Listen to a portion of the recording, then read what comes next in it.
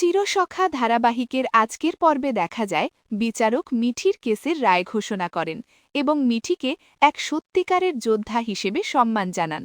অপরাধীদের সশ্রম কারাদণ্ড দেওয়া হলে কমলের পরিবার স্বস্তি ও আনন্দে ভরে ওঠে। কৃষ্ণের হাত ধরে মিঠি আবেগে ভেঙে পড়ে এবং বিচারকের প্রতি কৃতজ্ঞতা জানিয়ে বলেন আজ তিনি যেন ভগবানের দর্শন পেয়েছেন, কারণ তিনি শুধু ন্যায় বিচারই দেননি, অনেক মেয়ের লড়াই করার সাহসও জুগিয়েছেন।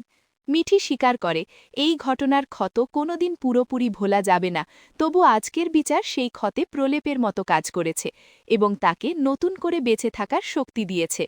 আদালতে উপস্থিত সবাই আবেগাপ্লুত হয়ে পড়েন। একজন অপরাধীর মা মিঠির কাছে ছেলেকে ক্ষমা করার অনুরোধ করলে মিঠি প্রশ্ন করে জানতে চান তিনি কি নিজের মন থেকে ছেলেকে ক্ষমা করতে পেরেছেন। উত্তরে মহিলা না বলতেই কৃষ্ণ স্পষ্ট জানিয়ে দেন সময়মতো সন্তানকে শাসন না করায় আজ এই পরিস্থিতি তৈরি হয়েছে। পরে সবাই আদালত থেকে বেরিয়ে আসে, মিঠিকে জড়িয়ে ধরে অভিনন্দন জানায় এবং তার সাহসের প্রশংসা করে। এদিকে কোয়েল তার বাবা মাকে নিয়ে আসে, দুই পরিবারের বিয়ের কথাবার্তাও এগোতে থাকে। বাবিলকে ডেকে আনা হলে সে খোলাখুলি স্বীকার করে সে এখনও মিছলিকে ভালোবাসে এবং ভুল ত্রুটি যা ঘটেছে তার দায় সে নেবে।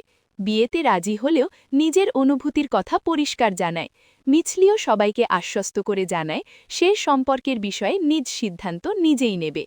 এই সব কিছুর মাঝে কোমলিনীর চোখে অভিমান ও কষ্ট স্পষ্ট হয়ে ওঠে। একজন মা হিসেবে সে বুঝতে পারে তার ছেলে একটি মেয়েকে প্রতারণা করেছে এবং সে নিজেও নিজেকে ক্ষমা করতে পারছে না। আবেগ, সম্পর্কের টানাপোড়েন ও ভবিষ্যতের অনিশ্চয়তায় ভরা এই পর্ব শেষ হয় এখানেই। পরবর্তী পর্বে কী হতে চলেছে তা জানার জন্য সঙ্গে থাকুন। ধন্যবাদ।